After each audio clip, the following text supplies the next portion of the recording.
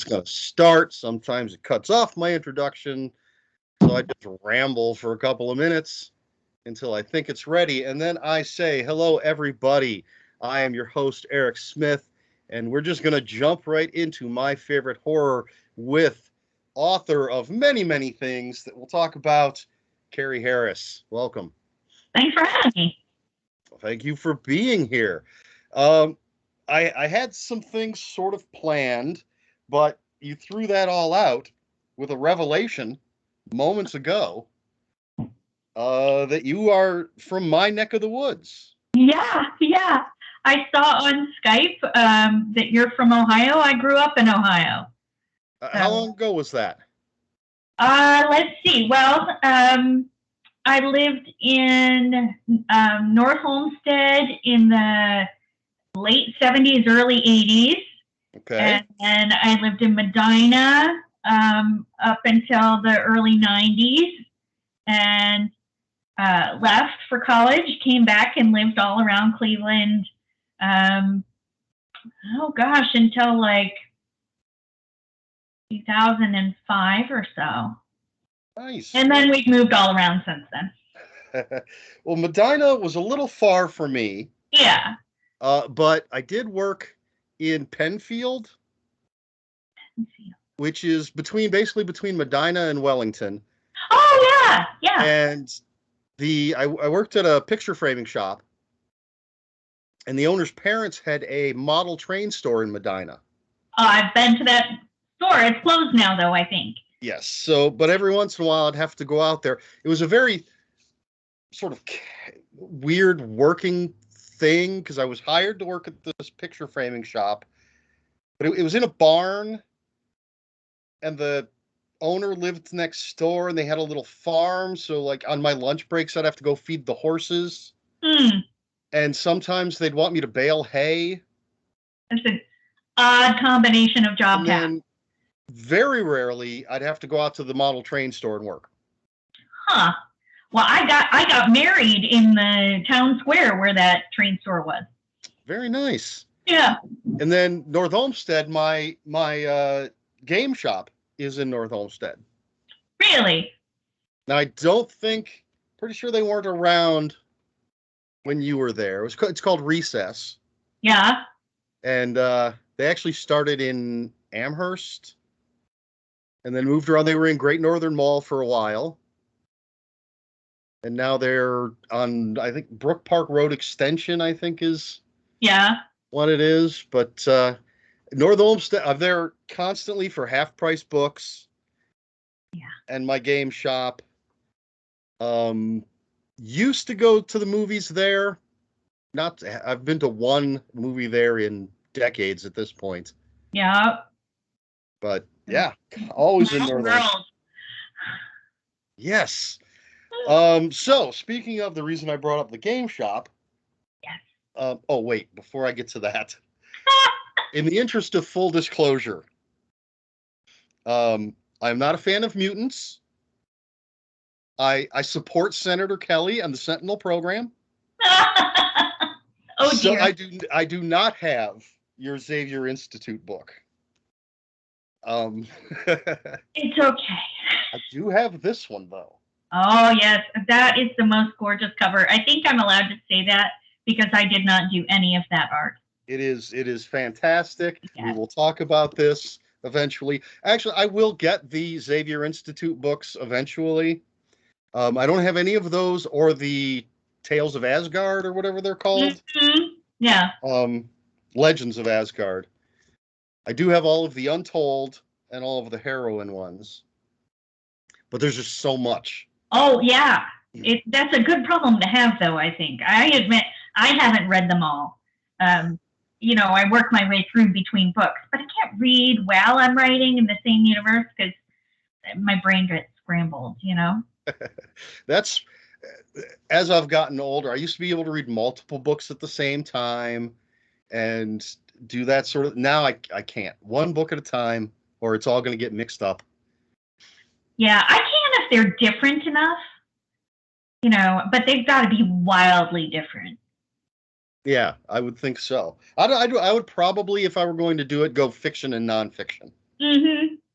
Yeah. All right, now back to what I was going to say. The reason I brought up the fact that my game store is in North Olmsted.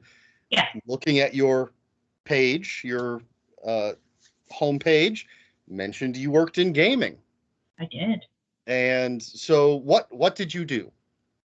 Well, my first paid writing assignment was in gaming. I was a freelancer. I wrote for the old school World of Darkness. Nice. And did that for a while during college, but I knew I wanted to write, but nobody becomes a writer full time. That's not a thing that happens. So I got a job and I did all the things that you're supposed to do when you grow up, and figured I'd write as a hobby. And then after my kids were born, my husband and I decided, I was going to stay at home with them and give this whole writing thing a try. And when I did that, I got a job offer via Twitter. I had tweeted about gaming, and there was Evil Hat Productions was looking for someone to write a game tie-in novel. So they hired me to do that, and then that eventually turned into me becoming one of their executives. Oh, nice. Yeah, so I was an exec for Evil Hat. They do the Fate RPG, Dresden Files RPG, a bunch of really great stuff, and worked for them for 5 or 6 years. But my writing schedule got a little too tight, and so I'm a full-time writer again. Very good. Well, when you say writing for like World of Darkness, was that scenarios, background? What type of things were you writing for them? I did a little bit of everything. Probably the coolest thing I got to do was, when the classic World of Darkness ended, they had that. The title's just gone out of my head, but it was their essentially world-ending apocalypse book. Okay. And was that the Dark Ages or? No, Dark Ages was. I actually did a lot of work for Dark Ages. Dark Ages was historical. Right, that's right. Yep. But then there was a book for the modern day World of Darkness that ended the world for each of the different types of supernatural. So there was one for vampire, there was one for werewolf, and then there was one combined one that had mage and changeling and race, and I got to the end of the world for the changeling. Nice. Yeah. I used to be a huge fan of World of Darkness, although I never played any of the RPGs, but I had the card games. I had the card games too. We loved, actually the first, even before Magic, the first collectible card game I ever bought and played constantly was Rage. For me, it was Jihad, which was the vampire one. And I had that, but we didn't get into it as much. And I had I think there was a Changeling one. Yes, I have that one. I still have the cards over there. I don't, unfortunately. And I don't have any of them anymore. I lent my Rage to someone who said they wanted to play and asked if they could borrow the cards, get to know the game and the rules and everything, and then I never got them back. So they're all gone. I think that happened with my Jihad cards actually, but I have the Changeling ones still. But and there's sort of, I guess, been a resurgence. There's the whole. I have the Vampire the Masquerade comic books that are coming out from Vault, and actually I'm way behind on my comics, at least 3 months I'd say now. But right on top of the stack is the World of Darkness Crimson Thaw #1. I can see it from. I'm pointing right. You can't tell, but I'm pointing right at it. Yeah, I really enjoyed those, and there's actually a Vampire the Masquerade card game called Rivals, I believe, that I want to pick up. Yeah, I haven't played that, although I did there was a board game, Vampire the Masquerade board game, which is really fun. So I have that. Is that the Legacy one? I don't think it's called Legacy. I think it's just Vampire the Masquerade. It might be Bloodlines or something like that. Well, there's one. that I don't know how true a legacy game it is, where there's like 3 or 4 different locations that you're doing things in. Yeah. Is that the one you're talking about? Yeah. Okay.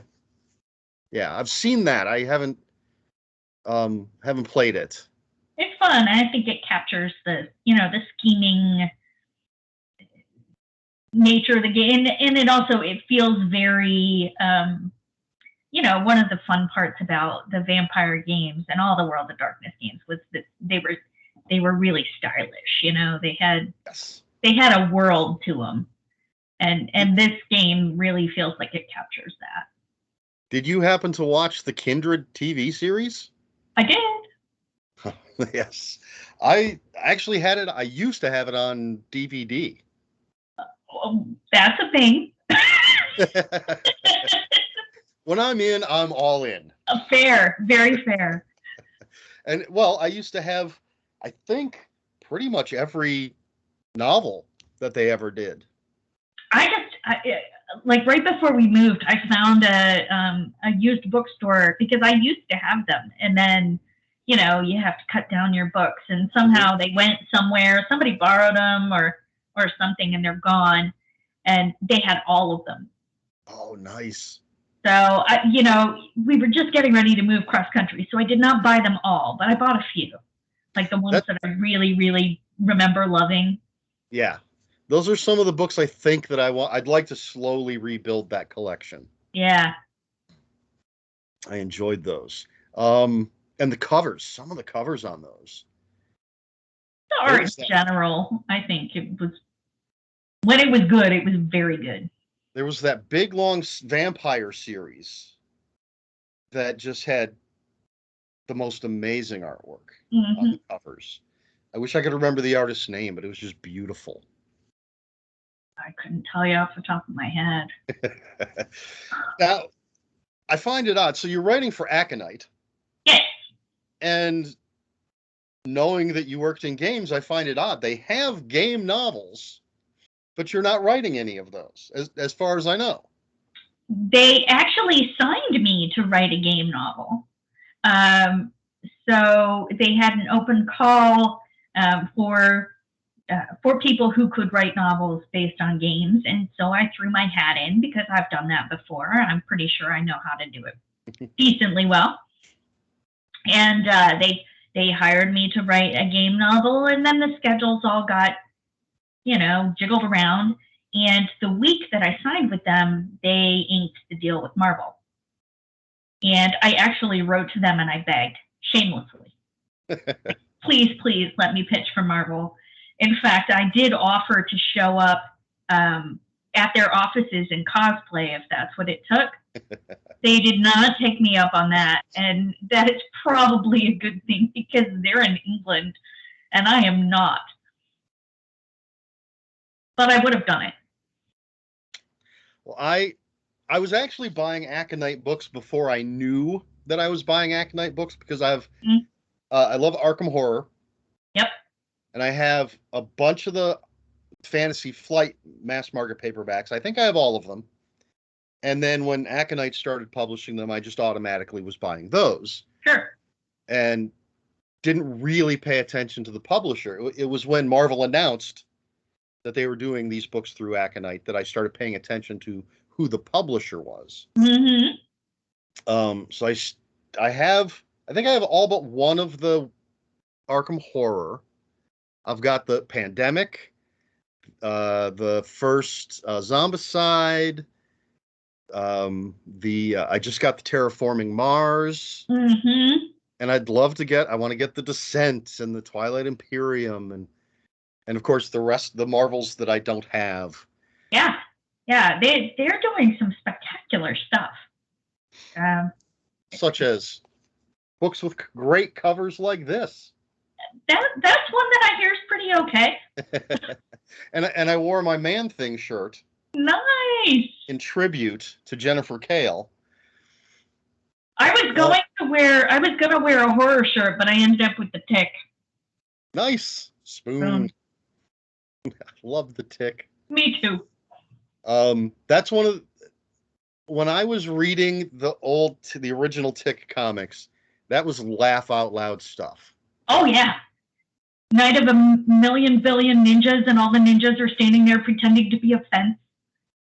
Oh my gosh. All the Samurai. Yes. And my favorite, the one thing I remember the most that made me laugh so hard is I don't remember the characters' names, but he's fighting essentially the Superman stand-in. Yeah. But he's in his civilian identity. And they're fighting, and his glasses get knocked off. And the Tick is like, wait, you're Superman stand-in. And the guy just goes like this. And the Tick is, oh, no, it's you. Clark Never Kent, mind. whatever his name is. Just so hilarious. Oh, yeah. All right, so you begged to write Marvel stuff. I did. So how did that work? Did they said, okay, here's a list of what you can do, or did you pitch something of your own? Yeah, so, as we've kind of talked about, there are a few different lines, and they give you the opportunity to pick and pitch for a particular line. And I fully support your non-mutant stance, but for Damn me, dirty mutants. That's right. X-Men were my first superhero comics. Okay. And it was all because of Kitty Pryde, because Kitty was a teenage girl who I could relate to. And I actually used to write Kitty Pryde fan fiction in which she was my neighbor. And we would go on adventures together. Nice. Yeah. Was Lockheed there? He may have made an appearance. I honestly don't remember anything other than, like, we gave each other makeovers, and it was just random tween girl stuff. I don't remember any details, and it's probably kinder that way. I mean, let's be honest. I'm sure they were awful. But, I had this list of options, and I thought, well, I'm gonna go for my first love. And so you pitch 3 ideas, and it's 3 sentences, beginning, middle, end, and then cross your fingers and pray, and maybe do a dance, or whatever it is you believe in. And so I did that, and they picked one of my pitches to be the first Xavier's Institute book. So I got to, help determine exactly where in the timeline it was, because there were a lot of open parts. They give you, like, right within these parameters, but there's still a lot of wiggle room. And really the biggest parameter they gave us was write about characters who haven't gotten their day in the sun. So characters that haven't gotten standalone books, that you're not seeing in the MCU all the time, and pick those and make them shine. So there's a lot of room to work in that. Well, I love the books that I have are very exciting. Like Elsa Bloodstone. Oh yeah. So excited for that. That's a character that I love, who has picked up a little bit, I think, in the comics. Yeah. As a matter of fact, she has an issue. Her Death of Doctor Strange one-shot comes out tomorrow. Yeah. As of this recording. By the time people see it, it will have been out. I did order the Death of Doctor Strange mini-series. I didn't order any of the one-shots, but I am ordering the collected edition with all of those. So I'll eventually get to read the Elsa Bloodstone story. And I see there's a Squirrel Girl coming out. I cannot wait. That is so exciting. And then Doctor Doom, my favorite Marvel villain, he was the first Untold. Yep. And there's another one coming out. I know. So exciting. And then, of course, this with, I love Satana. Yeah. And Ghost Rider, Johnny Blaze. Jennifer Kale, I know a bit from Man Thing. And thing. But is it Topaz? Yes. Is the other? That's the only character that I was unfamiliar with. Yeah. And then even the Xavier's Institute stuff has some great characters associated with it. Same with the Legends of Asgard. Which I think, I could be wrong about this, but I think they're doing a Warriors 3 book. And then you actually are technically writing a game book because your Shadow Avengers. Correct. I just turned it in on Monday. Is Crisis Protocol. Yep. Which is their miniatures game. I have the first one of those. And you've got Doctor Strange on the cover of yours. So that's exciting for me. So my editor knows how much I love Doctor Strange. And when she called me to ask me if I was interested in writing this book, because, the first book had already been written and there was a scheduling snafu, so they needed somebody to do the second. And she called and she said, I have this project and I'm wondering if you'd be interested. And I said, okay, tell me about it. And she said, Doctor Strange. And I screamed at the top of my lungs. And I did a little dance. I was on my porch and people were staring. And I did not care. So, yes, I feel the same way. I've always been a huge Doctor Strange fan. Yeah. As a matter of fact, it's slightly out of reach. Earlier today, I was going through all my Marvel Epic collections and complete collections. I have all 3 volumes of Man Thing, the complete collection, which includes Jennifer Kale. Yep. And I have. It's weird. I don't know if you're familiar with their Epic collections at Marvel. They don't print them in order. Oh, yeah. So I have volumes 1 and 3 for Doctor Strange. There is no volume 2 at this point. And I have volume 5 on order. They're just trying to keep us on our toes. I guess. Except for things like Conan, they have been printing in order. For whatever reason. I don't know. I don't know either. I don't usually get them in the collection. I finally ran into the problem where I don't have any more room. So unless it's something I really love, it's virtual. Like I have, let's see, 1, 2, 3, 4, 5, 6, 7, 8, 9, 10 piles of books on the floor. And a book cart. Because I have no more shelf space. Yep. But I have to have physical stuff. And twice in my life, I've sold my entire comic book collection. Wow. Because I'm a fool. And so it's just, for me anyway, I don't have the time and money to hunt down the actual issues. So it's just much easier to get them in the collected editions. Yeah. Well, in stuff that I like and I want, I want physical copies, I do get the collections if I can, if they're available. But especially for work, it's much easier to have digital editions because then I can pop back and forth between things. Are there any books that you currently, like monthly new comics that you're currently reading?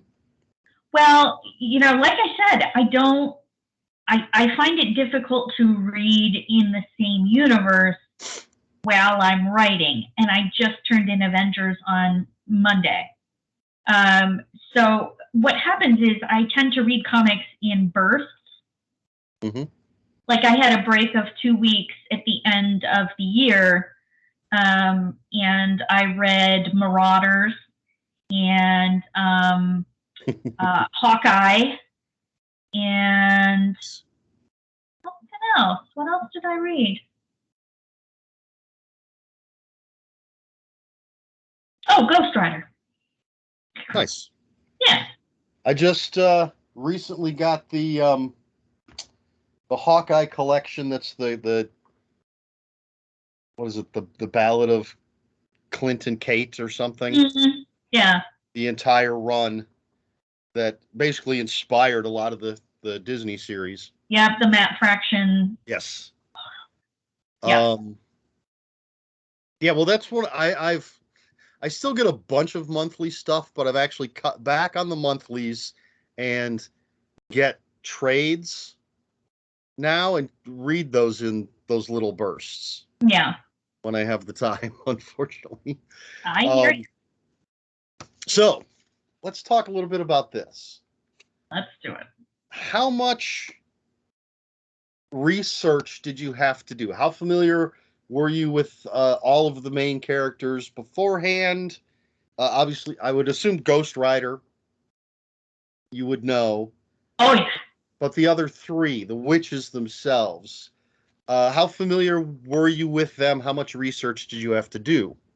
Well, so I was a Ghost Rider fan. I've been a Ghost Rider fan for a long time because I come from a family of bikers. And so I picked up my first Ghost Rider comic thinking my dad would think it was cool. And so when I had the opportunity to write, to pitch for the Untold series, I knew I wanted to write about magic users, do something mystic, and I really like horror, so I thought, you know, I think that one of the magic recipes for these books is because a lot of the characters are characters that people don't necessarily know as well, to pair them with someone that they do.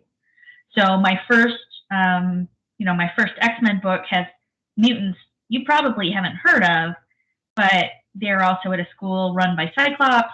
And I don't know how you feel about spoilers. A little bit. I mean, okay, minor spoiler. I'll just say that Sabretooth shows up. Okay. So characters that you know combined with characters you might not. So I thought, well, I'll put Ghost Rider with some lesser known mystics. And I was familiar with, although I hadn't read it recently, there was a Witches miniseries. Mm-hmm. And, it was originally, I cannot remember to this day who told me about it, but the original pitch I do remember, which was it's like Charlie's Angels, but with Marvel mystics. And I would like to read that very much. In fact, I'd like to join. So it's only 4 issues. It stars Jennifer, Satana, and Topaz, and they're a group of witches put together by Doctor Strange. And the fact that Jennifer is Johnny's cousin made a natural connection. So I thought, I'm going to put them together and, write a book about that. And I always wanted to know what happened to the witches after the comics. So, what I did was I went back to the comics and tried to see exactly what Johnny was doing in the next couple of years, which brought me to the Vicious Cycle storyline from Ghost Rider, which is, Johnny has escaped from hell, Lucifer piggybacked, and now he's broken into 666 shards. And Johnny's got to hunt him down. And in the comics, you only see maybe 20. So there's a lot of shards left to deal with. Mm-hmm. I thought, okay, that's perfect because it gives me a comic hook. I want people to read my books who are familiar with the comics and go, I know where this happened. Like, I remember this comics run. I want to read it again now. If I can do that, I've done my job. Yeah, that's always as a huge comic book fan and someone who loves comic book novels, that's always a great hook, as you say. Yeah. So I reread both of the storylines. What I tend to do when I'm writing the books is read up until the moment when I've decided my book will take place. and then I stop. Because then I don't have any confusion about, did this thing happen? Did that thing happen? So once I figure out where it is, I don't read anything after that. And I just read and read and reread the comics that happened right before, so I can get the voices and figure out what's going on in their heads. Because comic book novels, that's the advantage of it. You get to live in the character's head in a different way than you do with comics or other visual media. Well, I don't have the Witches miniseries, but as soon as I finished reading this, I went on Amazon. It's on my wish list. I'm definitely going to pick it up. I actually don't know. I think that came out when I was on a comic book hiatus. Because I was not familiar with it. Well, and it was an interesting one because it was supposed to be longer, but schedules change, people availabilities change, and so it went from, this is going to be a long series to you got 4, and so it always felt like there was more story to be told that just never, you never had a chance. So I assume Johnny Blaze is your favorite Ghost Rider. This is my first Ghost Rider, so he'll always be my favorite. I think it's kind of like Doctor Who, your first one is the one. But yeah, and I like Johnny because he's got baggage. Yes. And he does not always do the smartest thing possible, but his heart's in the right place, and that's an interesting character to write about. Well, the other thing for me, I like Danny Ketch well enough.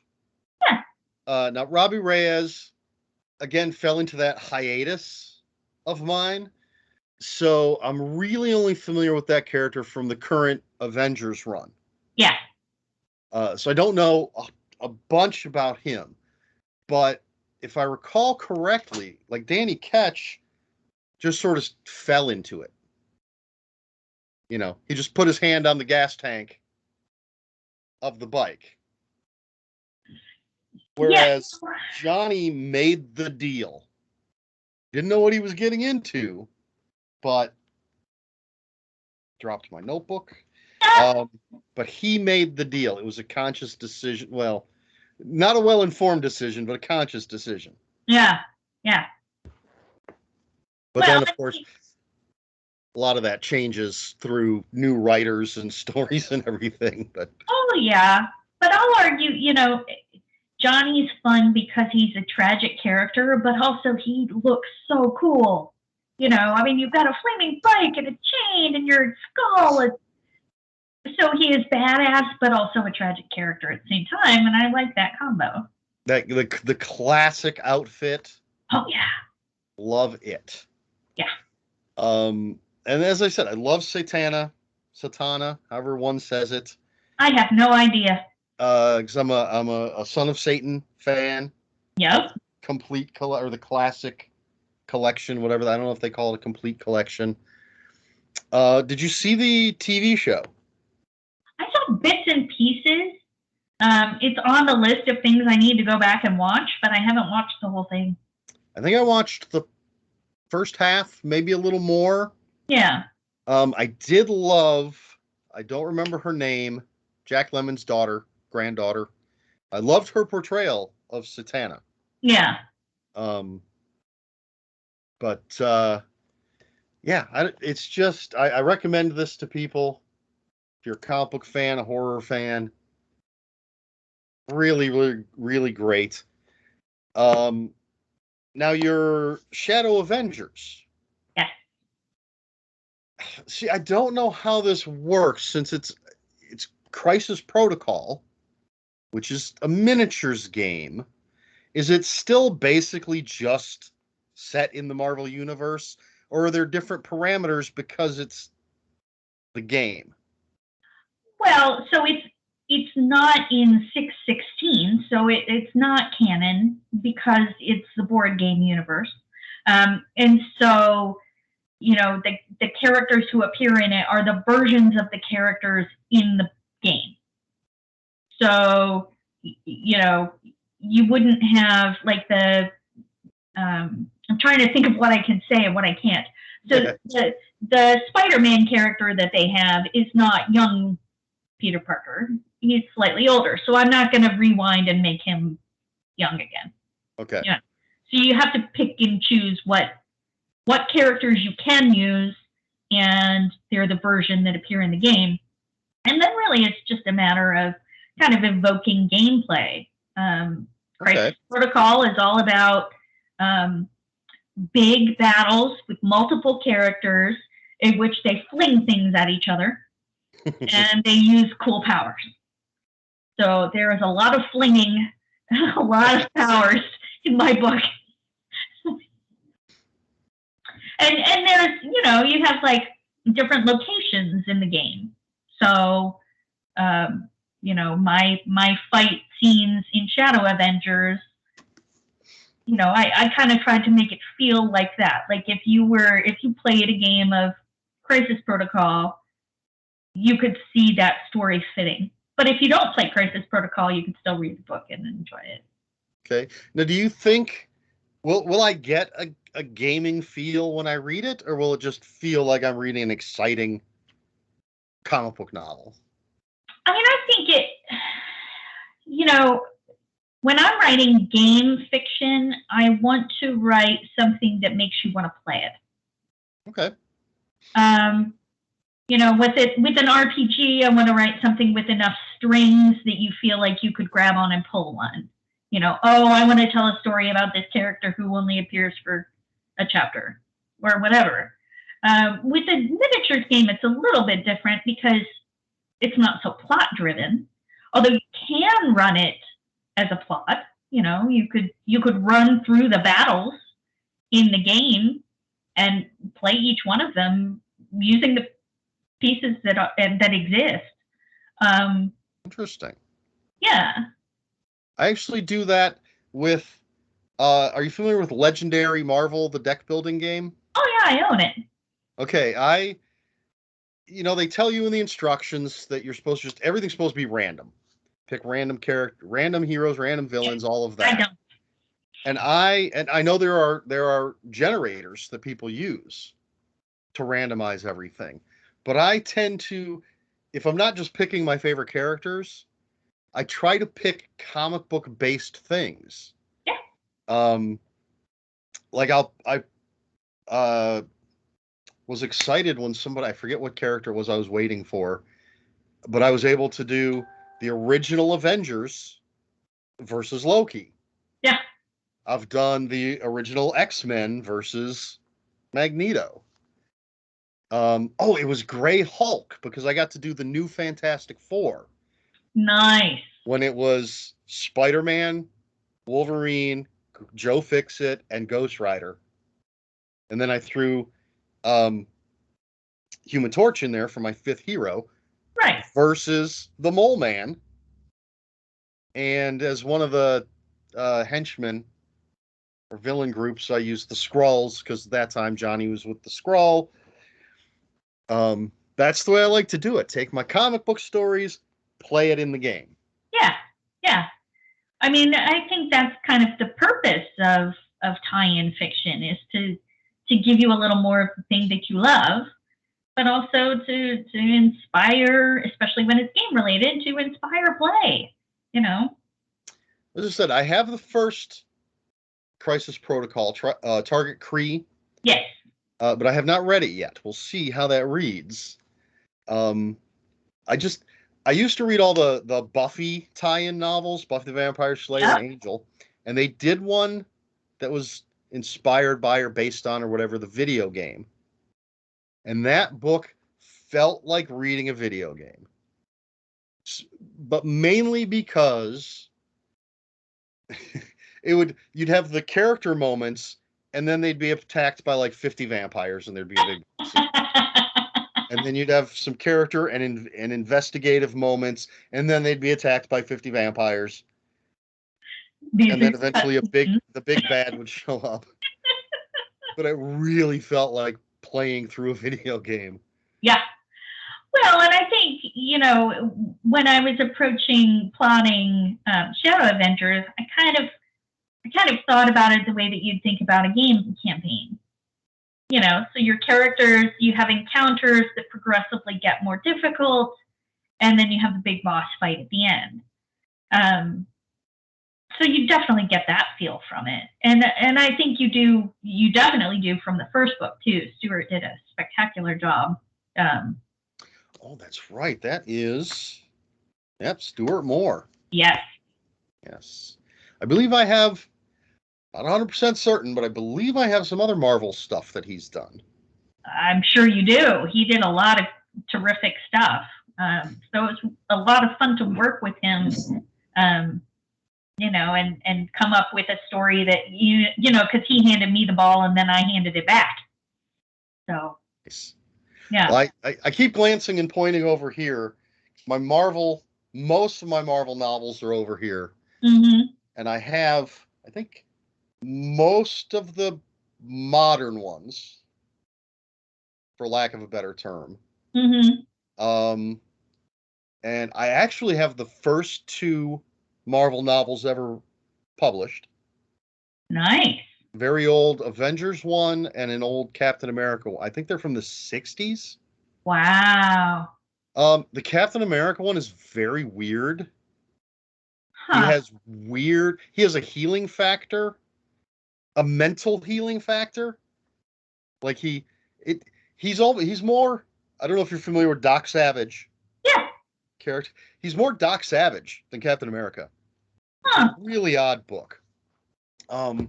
And then there was a series of 11 or so books in the 70s, late 70s. I have those. Doctor Strange has one. Very exciting. Great covers on those books too. Nice. Yeah, mine, I didn't start, I have a couple from the 80s. That's the earliest I go. I have some of those. I have the X-Men Star Trek The Next Generation crossover. Nice. And I made sure, I've been looking for a lot of these because I used to have them all, and then, as you say, you cull the collection. Sometimes I've had bills to pay and had to, you got to sell things. Oh yeah. At least I have. But I have the X-Men one with Dracula. Had to make sure I had that one. And Avengers Thunderbolts. And they were doing the ultimate anthologies. So they had Ultimate Spider-Man, Ultimate Supervillains. Loved all of those. Oh, yeah. And then they've recently published omnibus editions of a bunch of the things. So I've been getting those to sort of replace the ones that I used to have. Yep, I did. I've been doing the same thing. So it's very exciting time for huge comic book fans like me. It's a good problem to have, I have more than I could read, and I'm not sad about that. I kind of wish DC would keep up, do the same thing. I have my DC books are on the other side over here. Right. And they did relatively recently do 3 novelizations, not original stuff. Mm-hmm. So, but there is a ton of original stuff I can see over there. But just not nearly as much as Marvel has done. Yeah. Let's pivot a little bit. Okay. Since I brought up Legendary Marvel, do you play tabletop games? I do. I mean, to a certain extent, it's a bit of a time issue. I had books to draft for the entire year last year, except for 2 weeks. Which is, again, good problem to have. Sure. And we moved cross country. So I've not played as much in the past year as I have before that. But yes, I have a huge tabletop game collection downstairs, and anytime I can bribe somebody to play with me, I will play. I do buy a lot of solo games because then I don't need people to play. Any particular favorites? Like I said, I haven't really played anything in a while. We brought up some of the stuff that I like. I like I like Legendary. I brought up the Dresden Files cooperative card game, which I like. I like co-op games a lot. Mm-hmm. I like Pandemic. You brought that one up. Oddly, I just played that for the first time ever this past Sunday. Really? Well, I have Pandemic Reign of Cthulhu. Oh, nice. So that's the one that I've been playing. But I got Pandemic for Christmas. Nice. And so and we lost. We were one turn away from winning, and there was an outbreak. It's a tight game, and I like that. Well, in my last desk job before I quit working was in epidemiology. So I actually did disease surveillance for a communicable disease. Wow. So actually, my early books, my first book was a zombie book, and the zombie virus was entirely based on what I used to do. Now, was that Bad Taste in Boys? Yes, yes. They made me cut a lot of the science out. They said nobody would be interested. I was interested, damn it. But anyway. So Pandemic's particularly interesting from that point of view. You said you like solo games. Are you familiar with the new game Final Girl? I have heard of Final Girl. I haven't played it yet. Have you? Do you like it? I have not gotten a copy yet. But I have not heard anything bad about it. Yeah.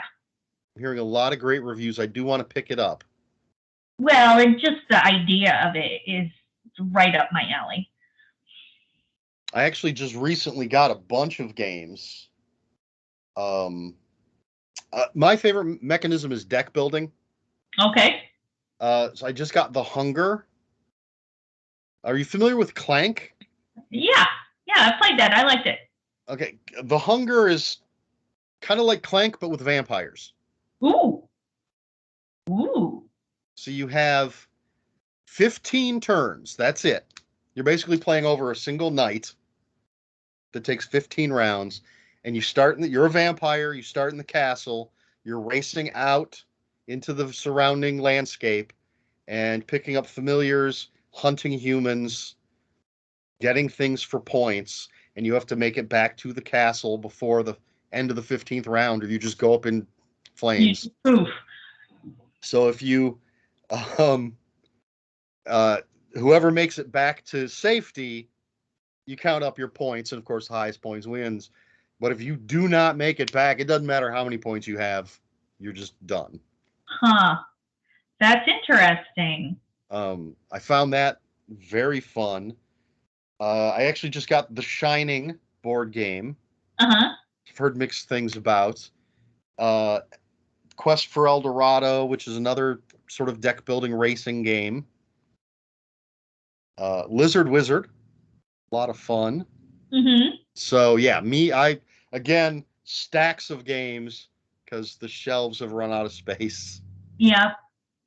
But tons and tons of deck building. Nice. All right, so we're going to move on to the main event. And before we do that, I have to do my fake ad. I'm trying to get anybody to sponsor this show. So I'm doing my own fake ads, fake sponsors, hoping to catch someone's attention. So this episode of My Favorite Horror With is not brought to you by Vampiress Carmilla. This is a magazine, anthology magazine, in the vein, no pun intended, of Tales from the Crypt. Carmilla is your horror host. This is a black and white anthology horror magazine. Different writers, different artists. There you go.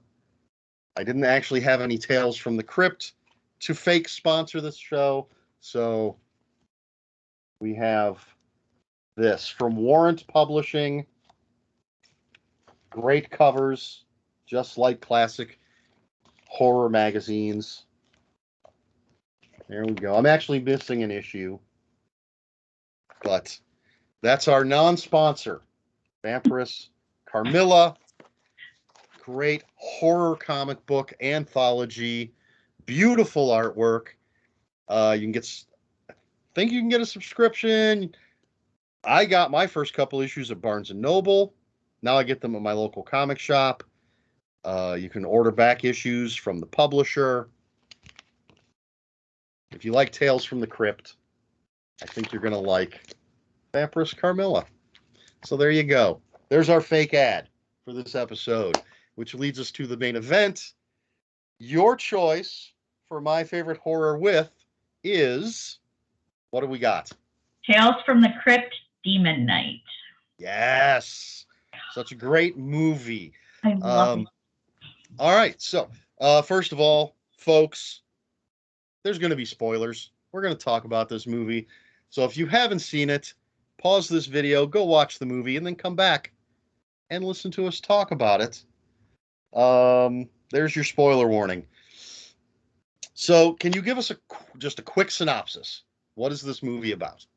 Okay, so Demon Knight is about a drifter who shows up at a bed and breakfast, and he's being chased by a mysterious man in a cowboy hat called the Collector. And it turns out that he is in possession of a key which contains the blood of Jesus Christ, although it's been refilled over the years. And his job is to keep the key out of the hands of the Collector and his demons, because if they get their hands on it, it's hell on earth.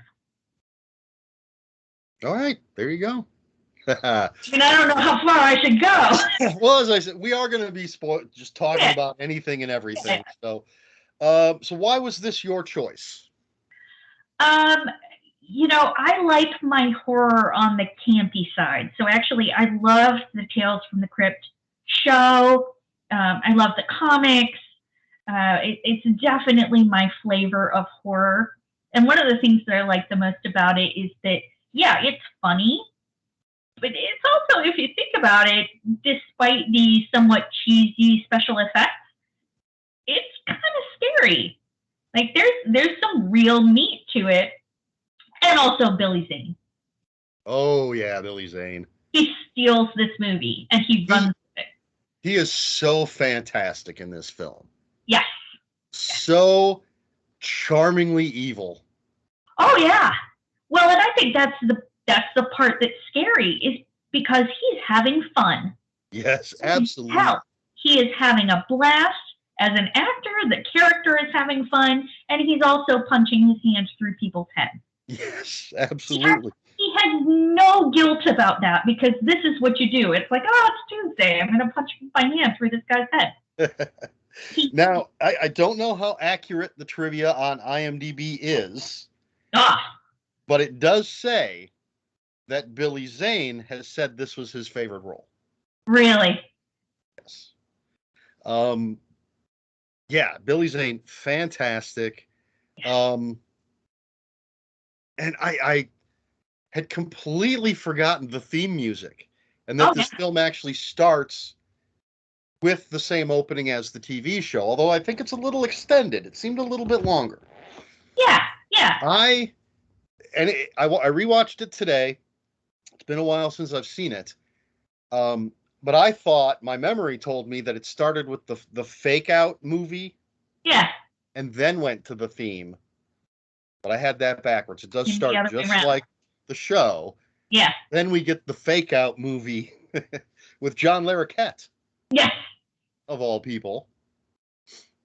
And then, of course, this weird, actually rather typical Tales from the Crypt episode, where someone has done something horrible and it's going to come back and bite them in the ass.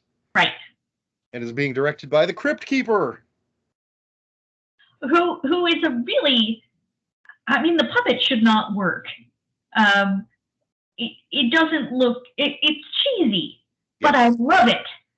Well, I did notice something odd in that first scene with him when he calls cut and he's walking towards the actors to yell at John Larroquette. And I was like, that looks like CGI. And according to, again, the trivia, it was an actor wearing a green sock over their head with the puppet head pasted on. Huh. Just for the scenes where you literally see him walking. And I think that's one of those things, now with high def TVs, it definitely stood out. I don't know that I ever noticed that before. Yeah. I watched it on a smaller screen, so I'm going to have to go back and put it on the big one just to see if I can pick it out. And of course, John Kassir is the voice of the I was going to say the puppet master, the Crypt Keeper. Are you familiar with Reefer Madness, the movie musical? I mean, I've heard. Yeah. It's ages since I saw it, though.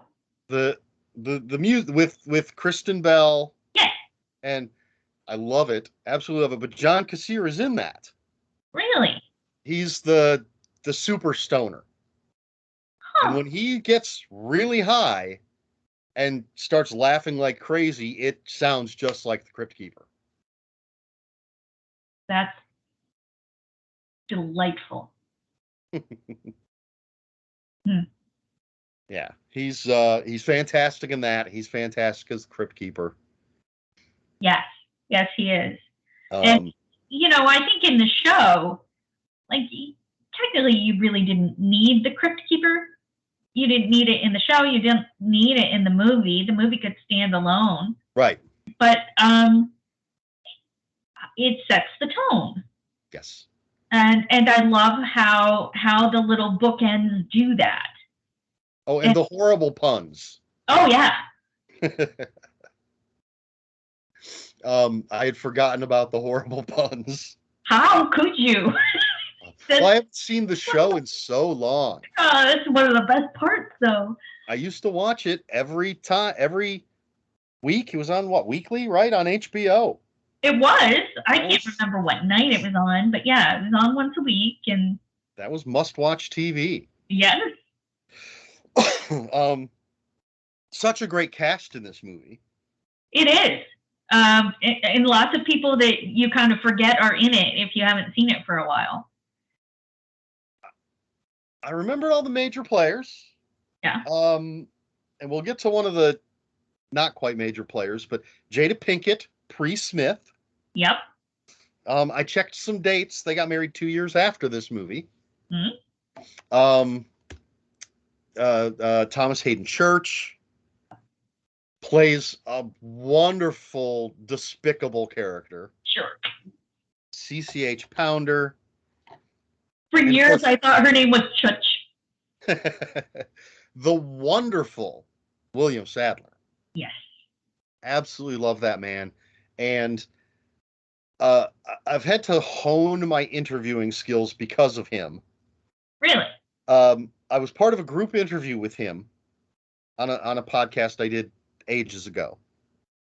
That I was just a lowly co-host on. It wasn't my podcast or anything. He was a guest on there, and I thought I was being really, really slick because I did a bunch of research, and I found out that he had been in a band. He had a band in high school. Uh-huh. So I asked him if there would ever be a reunion with the band. I had the band's name and everything. I thought I was being really, wow, I dug this up. I know the band's name from when he was in high school.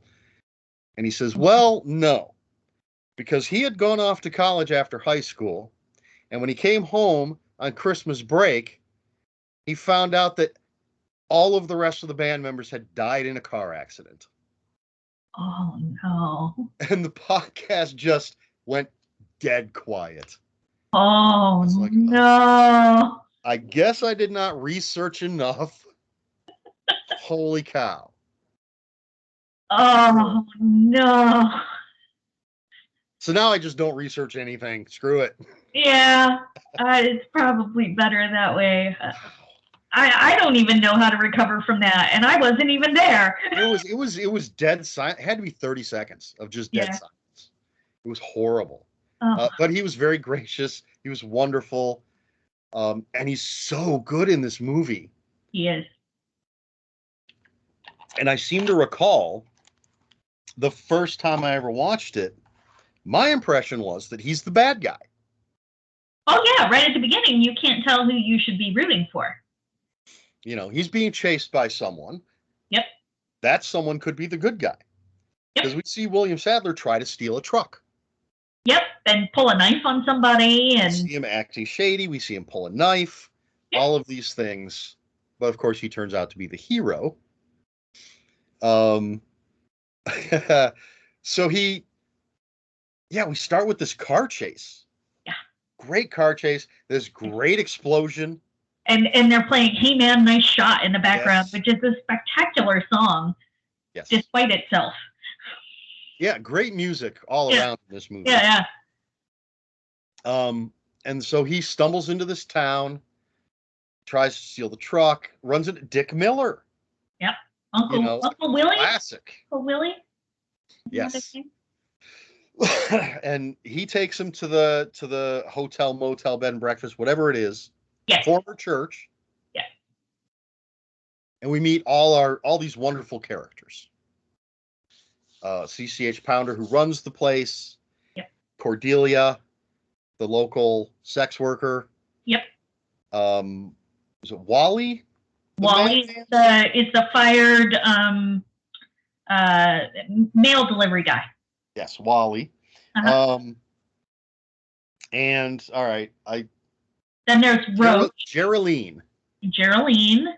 Yeah. Yep. When we saw Roach at the truck stop first. Yeah. Because he runs out when he gets yelled at about stealing the truck. Yeah, right. Then he shows up.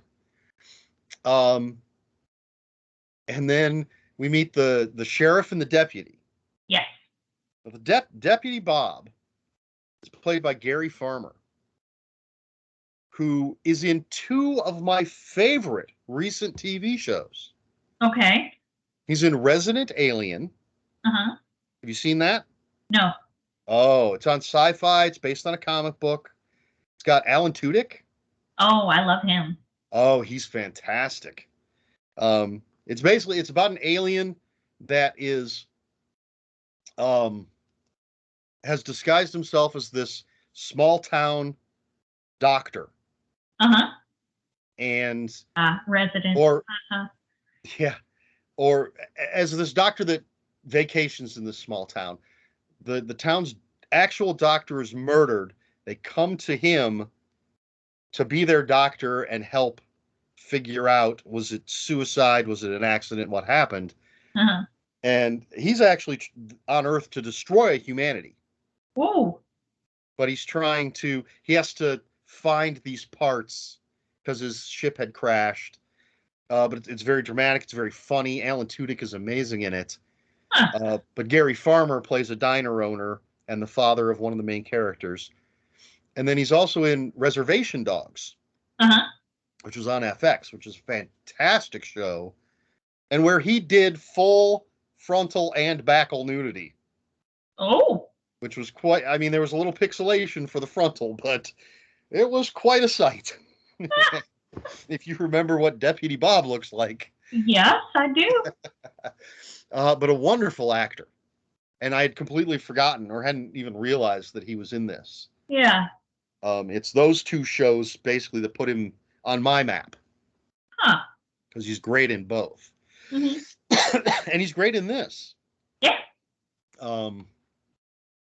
And then, so the cops and the collector, I forget does he give a name to the cops? No, I don't think so. He just says, that guy stole something from me. I just want to get it back. And just charms his way. Yeah, then I'll get out of your way, and you can arrest him and do whatever it is you got to do. And I had forgotten that he actually gets into the building. Oh, yeah. With the cops. Yeah. I was thinking that he saw them coming again, because it's been so long since I've seen it. Mm-hmm. That he saw them coming, and that's when he sealed the door. Yeah, no. I forgot that whole scene where he gets arrested. Yep. William Sadler gets arrested. He punches the sheriff through the face. Through the head, and then the head gets stuck on his fist. Yes. And he's waving it all around, and everybody's screaming, and it's funny. It's hilarious. And gross. And disgusting. Yes. But wonderful. Oh, yeah. And he's charming the entire time. He is. Just fantastic. But they're able to get him out of the building. Yes. And he uses the blood to seal the door.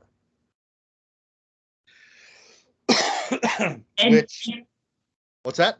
Oh, I was just going to say, if you're going to say something about that, go ahead, because the moment right after that is probably my favorite moment in the entire movie. Well, let's go with that, because what I had to say was just something. Okay. Well, so the moment that I knew that this was going to be one of my all-time favorites is, the collector, Billy Zane, has been kicked out of the church / bed and breakfast. He's been sealed out. And he throws a fit. He throws his hat on the ground. He's like, "You just had to give me the damn key." And go. And he does voices. And he's walking back and forth, talking to himself. And then he says, "This building is condemned." And he cuts his palm. And he sprays that disgusting green blood all over everything and summons the demons. Yes. And I was like, that is... Because he could have been angry. He could have played it straight. And I guess, maybe it would have been more scary. But the fact that it feels like a game to him is actually worse. That's exactly. And his performance is so fantastic. Yeah. And he throws the cowboy head. He's tired of this cowboy shit. Oh, excuse me. Yeah, and it's that charming, more soft-spoken evil is scarier to me than sinister, mustache-twirling, devious. He is devious, but yeah, he plays it so well. He does. And that whole scene with the demons coming up out of the ground is just, it's freaky. Great effects. Yeah. Especially when you consider, I'm pretty sure they're all puppets, right? Mm-hmm. Yeah. Well, some of them eventually are people in suits. Yeah. But, yeah. Excuse me. And then we get a taste of how bad Thomas Hayden Roach really is. Holy cow. So he's like, "I'm going out there. I'm leaving." And Cordelia's like, "Well, I'm coming with you." And of course, they're immediately attacked by demons. And he just throws her out of his way and runs back into the building. Yep. And mind you, they had a relationship. You see them before this together. Yeah. Whether or not it's a paid relationship, but there's some kind of relationship there. Right. He doesn't care. Oh, no. He is he's more despicable to me, more evil than Billy Zane. Billy Zane he is what he is. Mm-hmm. Yes, he's a creature of darkness, whatever you want to say, but that's his nature. Whereas Roach is a human being who makes the choice to be evil. Yeah, over and over again. Yes. And then Wally saves Cordelia. Wally. Wonderful. Poor Wally. We did skip over, I have to mention, my sister's favorite part of the movie. Her favorite line, or two lines, I guess, which is a little bit earlier when the characters are all sort of gathered and Cordelia is sitting up on a surface. Oh, the table? CCH Pounder says, "Get your pussy off the table." She gets up. Cordelia jumps down. She's like, "I was talking about the cat." My sister loves that line. That is her favorite. So yeah, we're getting to know these characters. There's really a lot of character depth, I think, for this kind of film. And a lot of character variability too. You know, customarily it's all, you know, cute middle class white college students. In this era, that's who the group is. This group is on that. Yeah, and they're not just demon fodder. Nope. They all have distinct personalities that aren't the usual tropes and stereotypes. Yeah. Because we do have, we have the, Dick Miller, old guy, CCH Pounder, older, the woman of color, Jada Pinkett, young woman of color, Cordelia, the sex worker with a heart of gold. I mean, that's kind of a trope. Yeah. I mean, I do think they take some tropes and kind of wave them around at you. But then you also break them. Yes. Which I like. One of the things, again, a little earlier, that I don't recall noticing before was when Breaker, William Sadler's character, it is Breaker, right? Yes. Excuse me, William Sadler's character, when he first meets Jada Pinkett's character, he sees something immediately. The look that he gives her, the look on his face, is that he recognizes something. And I don't know that I ever noticed that before. Oh, yeah, and she's given him attitude, because she's ticked off. She's just been let out of jail. Is it Irene her aunt or something like that? Did they ever say? I can't remember, but I remember Irene has given her a job and is telling her to essentially do all the scut work, and Geraldine is not thrilled. So she is just pissy. Yes. And yeah, she's complaining and bitching and moaning, which may be rightfully so. But Breaker meets her, and out of everybody in the place, he pays attention to her. And then when the cops and the collector come in, Breaker grabs her, puts a knife to her throat. Yeah. And I love Billy Zane is just so cocksure. He's like, he's not going to hurt her. Yeah. And of course, once we know the story, we know that no, he would never have hurt her. Mm-hmm. But in the moment, we don't know that. Oh, yeah. But Billy Zane is just so sure he's not going to hurt her. Just arrest him, shoot him, do whatever. He's not going to hurt her. Yeah. Yeah, we're kind of jumping all over. That's right. But so he seals off everything he can think of. Yeah. There's a place we don't know about yet.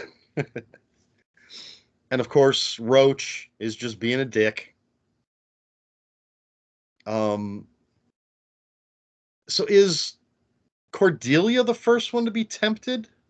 Cordelia is the first one to go. Yeah. So even though physically the collector and the demons can't pass these barriers, he obviously can mentally get to people. And now, I mean, I just watched it, but I don't recall. We don't really see what Cordelia's temptation is, do we? We kind of do, because so Cordelia, Roach has been a dick. Cordelia's upset. I think she's in her room by herself, and she's crying. Yeah, it's right after Roach smacks her. Yeah. And so there's a moment, it was a really neat moment, because the collector is talking to her and saying, all you want is to be loved, but nobody sees you and whatnot. And she's crying, and he brushes his hand like he's wiping away her tears, and the tears move by themselves. Right, because he's still, he's outside still. Right. And I mean, the way it's shot, she's on the bed crying, and you see a hand reach out to her shoulder. Yeah. And touch her. But when she turns, there's no one there. Yep. Then we hear his voice, We see him outside. His mouth isn't moving. Right. Which is very nice. And then, as you said, she's crying. You see him just make this motion. The tear moves. And he also sort of caresses her face, and you can see it on her face. Yes. Yes. The movements that he's making. So I don't know if it was a matter of, with her, if it was a temptation, as with some of the other characters, or just a straight up seduction. Yeah, I mean, I think seduction might be a better word for it, because really what her desire is to be loved, and he gives her the impression that he can do that, despite the fact that later on in the movie he cannot say the word love. Yes. And he doesn't say it here. Yes. Or he says, all you want is to be loved, but he cannot say, I love you. It's a very Happy Days Fonzie moment. Yeah. Fonzie can't say the word wrong, and the collector can't say love. Yeah. But yeah, I think seduction might be a better term for it, or just tempting her to let him in, which is kind of the same thing. Mm-hmm. And then poor Wally. Yes. So Wally's a postal worker who was fired because he was accused of stealing mail. Yes. And he denies it. But we're going to learn that he was indeed. Yeah, and Wally has been in love with Cordelia for ages, and is jealous of Roach, but could never stand up to him. Well, he does eventually. Yeah, but I'm saying in the past. Right, but he gets that moment. He gets to be a bit of a hero. Yeah. I mean, well, he's straight up hero when he saves Cordelia, but then he does stand up to Roach. Yes. And then, unfortunately, when his dreams come true, yep, it's a nightmare. Cordelia comes for him, but it's not really Cordelia. So, yeah, Cordelia kills him. They come upstairs. They have to fight her off. And I love, so the demons, you have to take out their eyes. Yeah. And their energy shoots out.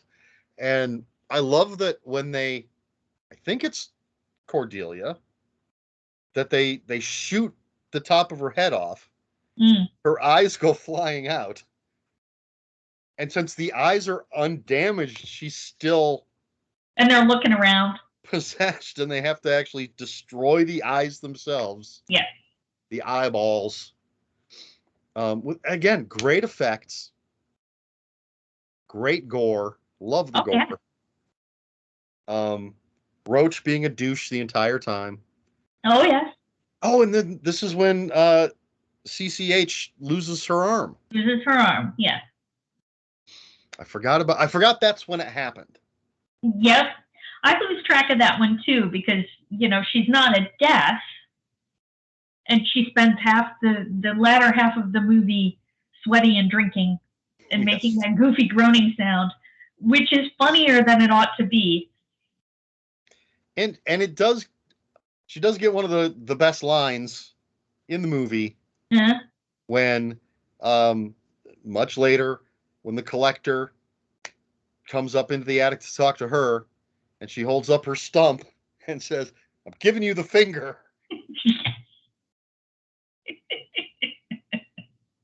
Excuse me. And we get the wonderful flashbacks. Yes. I think the first one is when Breaker goes into Jada Pinkett's room. Geraldine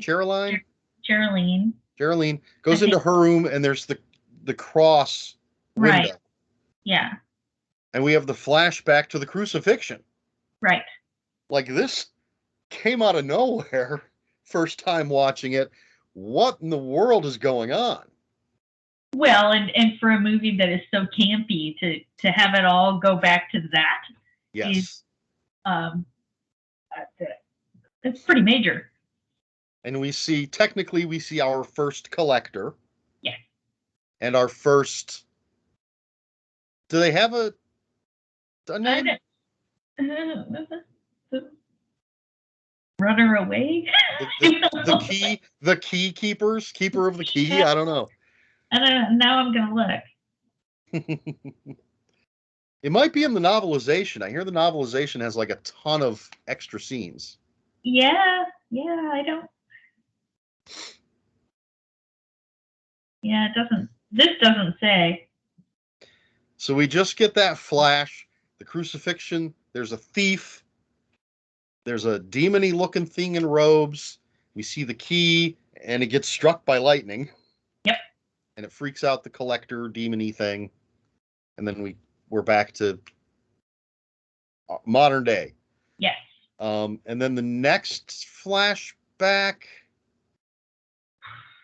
is the next one when Thomas Hayden Church is trying to bust through the tunnel wall. I know he has one there because the sound of the sledgehammer makes him think of the nails being pounded into the cross through the palms. I think so because shortly we're getting close to when Roach dies, so it must be there. So I'm trying to remember when the World War I flashback is. I think that's after, because don't the flashback? I think the flashbacks come in order. That was my thinking as well, but I wasn't, and I just watched it. I know. Well, but you remember in what order they come in because they're completely separate is not as easy as I thought it would be. But I think they come in sequential order, which makes sense storytelling point of view. Yeah. So we see. There's the cat that was put out, but now somehow it's back in. Yes. And so they find a breeze down in the basement, and Dick Miller's character, Uncle Willie, says, "Oh, it's the old mining shafts." Yep. And now Roach says, "Well, let's just use that to get out." And as much as Breaker tries to say no, everybody is like, "No, we're going. We're gonna try to get out."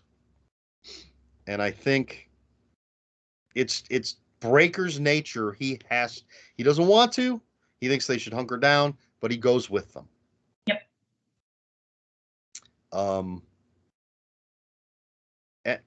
And he seals it as they go. Well, they go in. He's the last one. He seals it behind himself, right? Yep. Yeah. So they're going. They find Danny, the little kid. Yep. Young kid.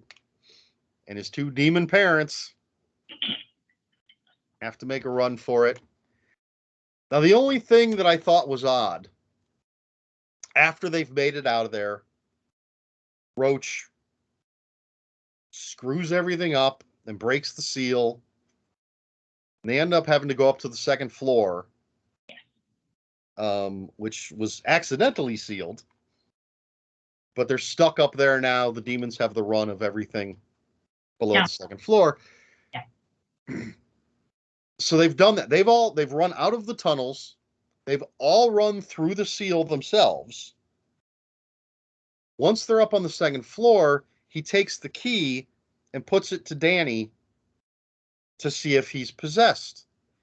But wouldn't he have been trapped by the seal if he was? Yeah. Yeah, he would. It seems that's like the one hiccup in this otherwise perfect movie. It seems like he should have known he was okay because he made it through the seal. Although really, you would think that he would be, like, once everybody knows that there are demons around and they're starting to possess people, you'd think he'd be doing that all the time. Yeah, that's true, too.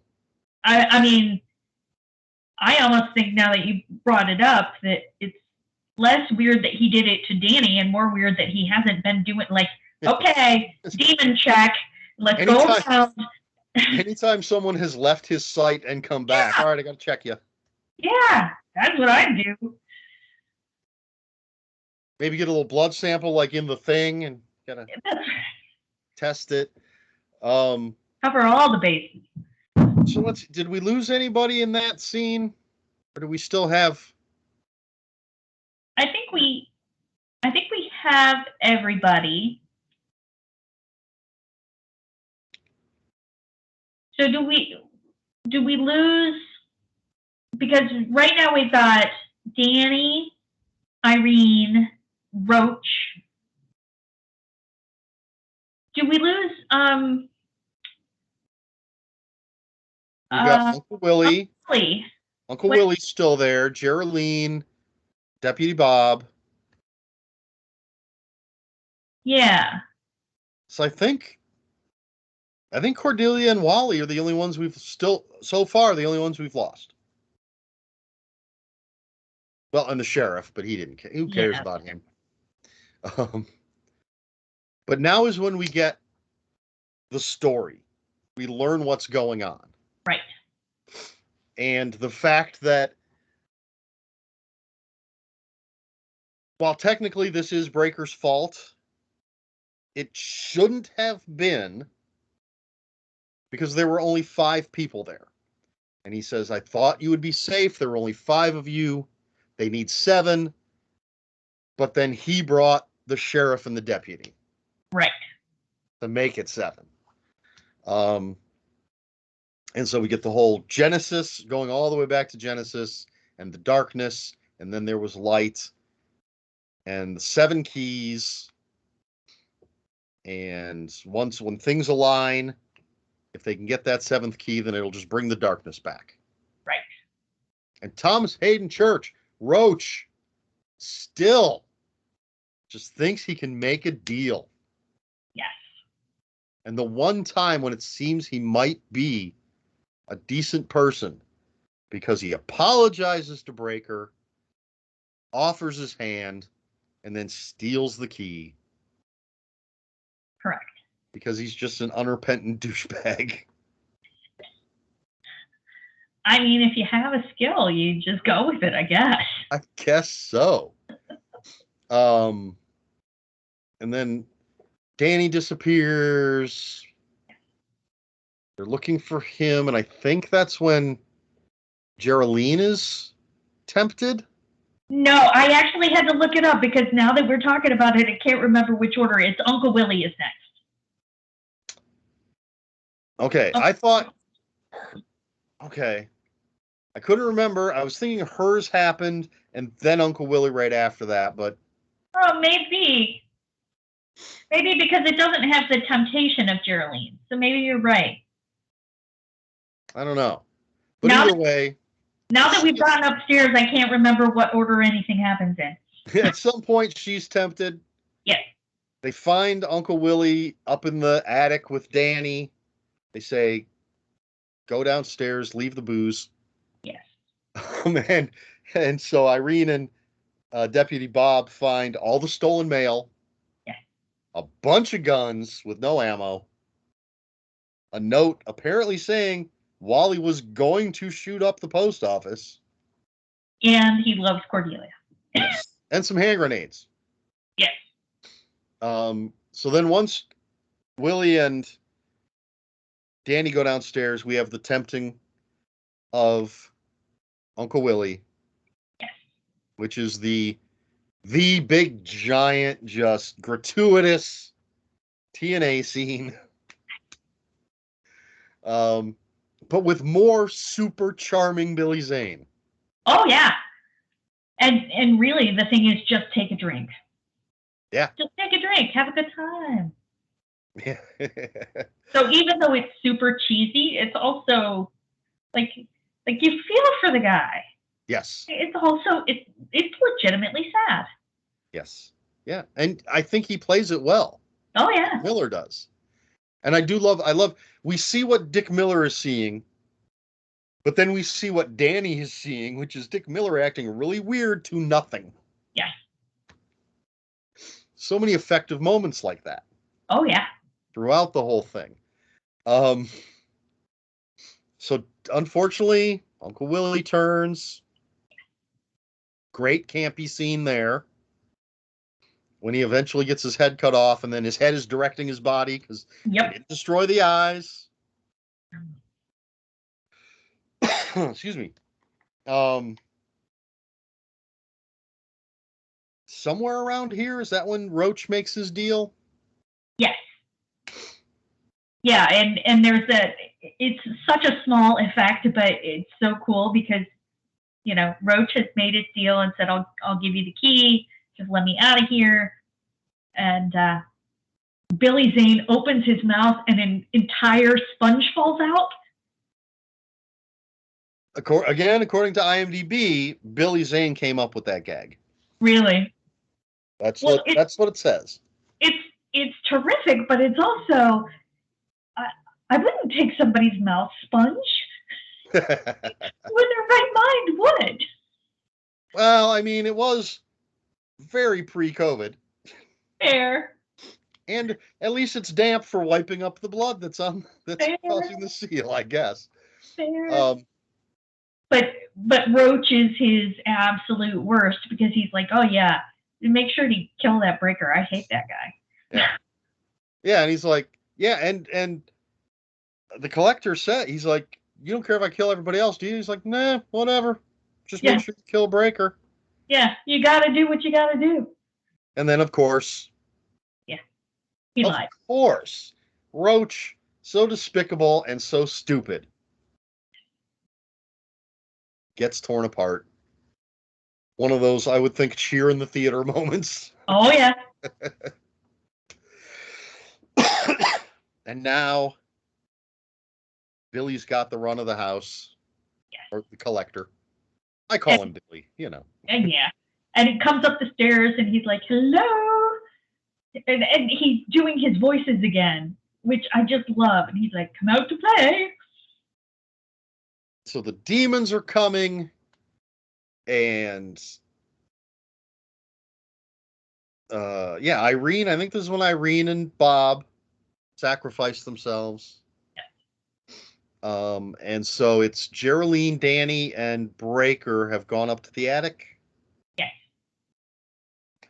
We get the great explosion from the hand grenades. And then is this when Breaker tells Geraldine that she's the next in line? Is it before or after Danny attacks? I can't remember. I want to say it's when she's last, but I don't know. Those two things happen in some order. Yeah. So they're up there, they're talking. Danny's possessed. Yeah. Because of the comic books he's reading? Right. Well, and maybe it happens like during. Does it happen during the conversation? Because they're talking. Danny's reading the comic books. So is Breaker telling her, and as Danny is getting possessed? Yeah, I maybe. think. I don't know. I don't know either. I don't know. They're talking. Yeah. Danny gets possessed by comic books because they're evil. Mm. Comic books are bad, cause juvenile delinquency. That's right. And then great effects on Danny. Oh yeah. And but they defeat him, but William Sadler's mortally wounded. Yep. So he puts the thing in Geraldine's hand. She has all the visions. Fills it up with his tattoos. Fills it up with gets the stars. Fills it up with his blood. And then the collector rises up. Yep. And she's smart. She's so smart. She comes out. She's hiding. She comes out covered in blood. And he's like, oh, I can take your pain away. And she grabs his hand and it burns him. She's like, it's not my blood, dumbass. Yep. Just fantastic. And then he falls down or jumps down out of the attic. She follows him, but then he catches her and showers her off. And at the very least sprains, if not breaks her wrist. Right. But she does something smart. Very, very smart. Which I believe is ripped off in another movie. We'll get to that. Huh. And again, so now we have just the collector and Geraldine. Wonderful, wonderful performance by Billy Zane. Oh yeah. Just amazing. Can't say the word love. Nope. And he's trying hard to bring her over to his side. Yeah. You know, they're dancing. He's being nice. And he says, you know, I've killed, a lot of collectors have killed, and yeah, I want the key, but I want you. Yeah, and I think he says something, I don't remember the exact words, but he says, no one has brought a demon knight over. Yes. At least not in one piece. Something like that. Yeah. And he gets mad because she won't say anything. Yep. And then, what does she do? She spits in his face. Yes, she does, which she's already done once. Yes. But that was just saliva. Yes. This time, she had filled her mouth with the blood from the thing. Yep. And it burns him. Again, that demon effect. Fantastic. Oh, yeah. Great.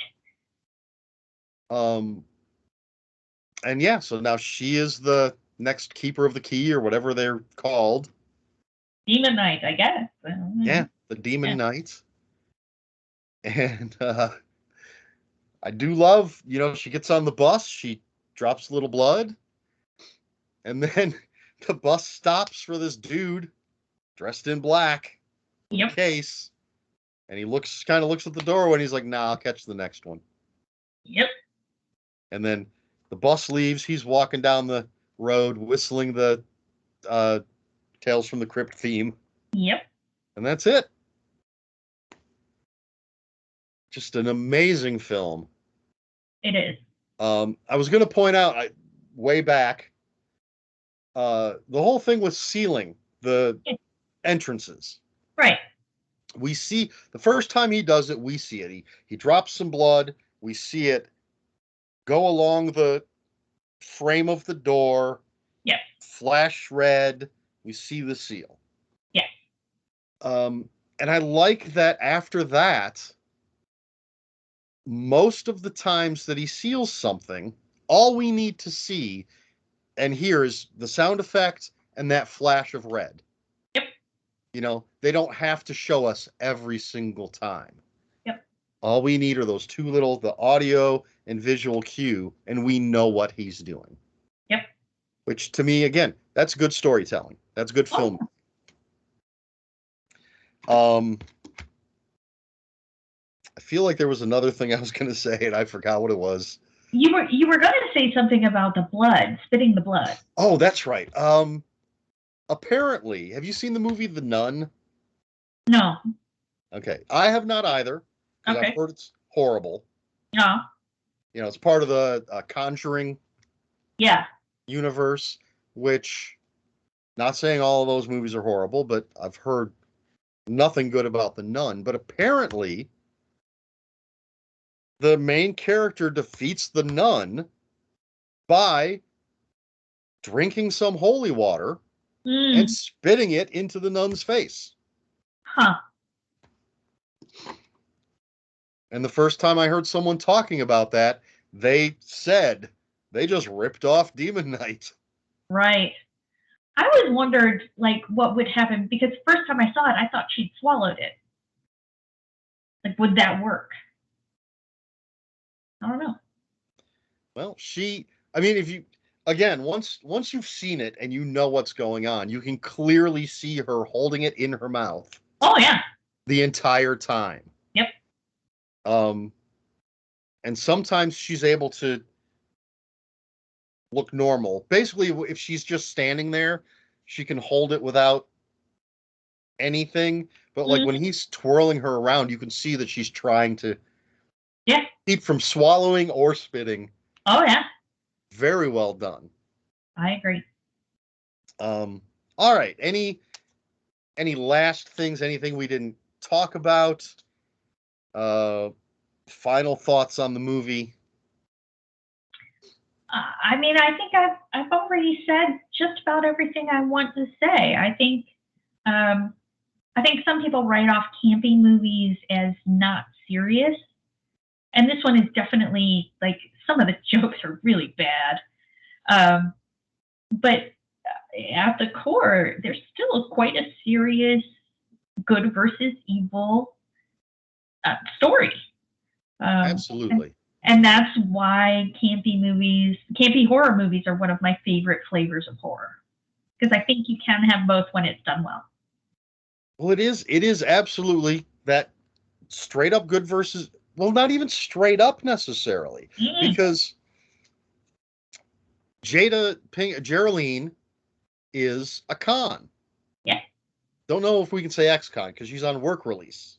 Right. So it's that unlikely savior type of Well, and they also turn the trope of the final girl, because there's that trope where the black girl dies first. Yes. This was the exact opposite. So they do take some of those tropes, but they turn them on their ear. And then some of them they don't, so you're not quite sure what they're going to do. Right. I like that it's variable.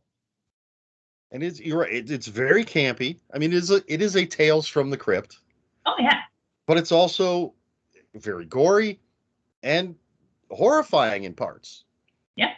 And the performances are so fantastic. Billy Zane should have gotten an Oscar for this movie.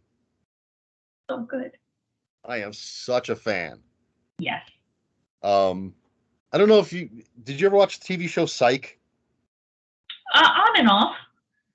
Love that show. But the two main characters were kind of obsessed with Billy Zane. There were tons of Billy Zane references.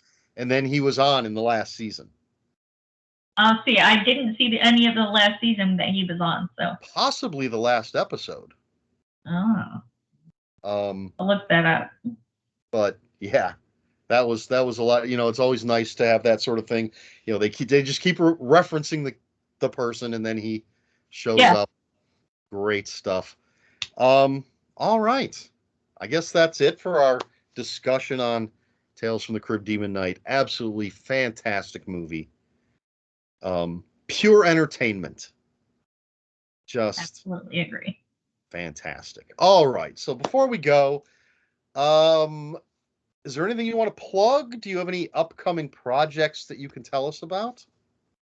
I think my next book that comes out will be Shadow Avengers, which should come out in the spring, somewhere in the March to April window. Although, with printing delays and shipping delays as they are, I'm not exactly sure of the date.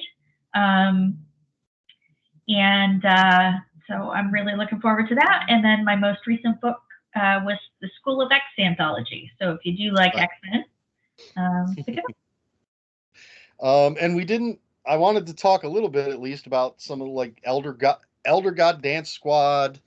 And I had to write some things down. Bad Taste in Boys. I'm looking forward to reading those. They sound like a lot of fun. Especially Elder God Dance Squad. Yeah, actually, you've picked on out my two campy horror books. I like camp, so both of those are very much like Demon Knight, where there is a serious story buried in there, but it's buried under some really bad puns and ridiculous circumstances. And so, if you like this movie, you might like those. Well, we can see Bad Taste in Boys behind you there under Mars Attacks. And then there's Elder God Dance Squad. Yep. Love that cover. Isn't it spectacular? That is fantastic. Yeah. I know that, is it Redbubble that does, you can get some book covers as posters? Yeah. I don't know if you're familiar with Jonathan Jans. He's got a wonderful book called Exorcist Falls. Mm-hmm. I have as a poster. Nice.